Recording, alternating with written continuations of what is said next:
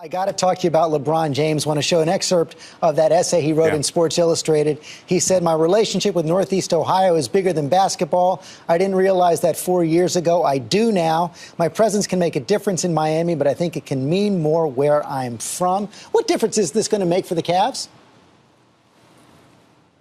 George, they go from a 60-1 shot when the season ended a month or so ago to the favorite to win the NBA title. That's how much the market moved with one man moving teams. And I think it's great for sports and really great for the Rust Belt, the Great Lakes states, where the weather is not as good and the economy has struggled. And you've been talking about the convention going there in a couple of years. To see someone who is as big an individual star as we have in American sports say, I want to go back to my hometown and win. If he's able to win, and as you said, 64 was the last time Cleveland had a champion, they'll build a statue of LeBron James in Cleveland, and he will be a forever hero where he's from. And that's, at the end of the day, kind of about going home is all about, really. No question about that. Meantime, you got LeBron James down there in Rio today, right? LeBron is here. Vladimir Putin is here. The three heads of state, the host nation and the two nations competing, all female heads of state. So it's a who's who of VIPs that gather to watch the World Cup final. As we said, it stops the world and brings some of the biggest names in the world as well. Mike, have fun today. We will be watching. Let's talk about this now on our roundtable. And Anna Navarro, I have to start with you. Okay, could you just kindly contain your Cleveland? How they take it in Miami?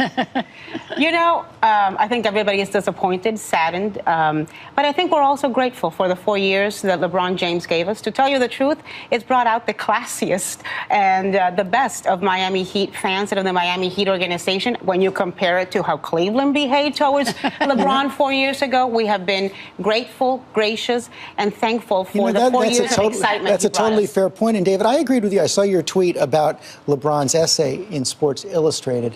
Line for line, pitch perfect. Yes. It was pitch perfect. It was moving. It was unusual. Here's someone who's not doing it for the money, who seems to have learned from it. And the way they did this, the discretion the whole process had, the way they executed it was almost flawless. Maybe they should do this for the vice presidential selections in 16 for both parties. It really was. He was a cocky kid when he left Cleveland. Well, we turned him into a gracious, elegant man. He said that. He said Miami was like college for me, which was very interesting. And I think it's been a terrific week for Cleveland, even before he made this decision, because the Republicans deciding to have the convention there. We all saw pictures of Cleveland that looks a whole lot better than it used to look, and it started me sort of looking into what's going on there. Ohio unemployment rate was 5.7% in May. I mean, it's in good shape these days, and to showcase that in a week like this really does help that city. Signals the importance Republicans put on the state of Ohio, of course. Absolutely. Though they could move the convention to Miami now. I hate all this good-natured sportsmanship. People in Miami are being so gracious, and LeBron has matured so much. Whatever happened to old-fashioned American sports? You know, real hatred of the opposition. Well, we saw that in Anna's tweets before. Let's reassure Bill Crystal for a little bit of optimism, lifting of morale. She's just cleaned up her act here for Now, David, I think it's clearly smart, I think, of the Republicans to go to Ohio. They need to win Ohio to get the White House. But you believe that this whole idea that it's twinned with moving up the convention to July or even June is a mistake. I think it's a huge strategic blunder. I mean, the two things you absolutely control in a presidential campaign, general election, are your convention and the selection of your vice presidential nominee. Both of those things are now going to be over essentially before the summer. And if the Democrats, they haven't made their decision yet, but hold their convention at the end of August, September, you're going to have a huge crack at the American electorate right as they begin to pay attention to the election. So I think they're learning the wrong lessons from why they lost. They say it's all because of the money.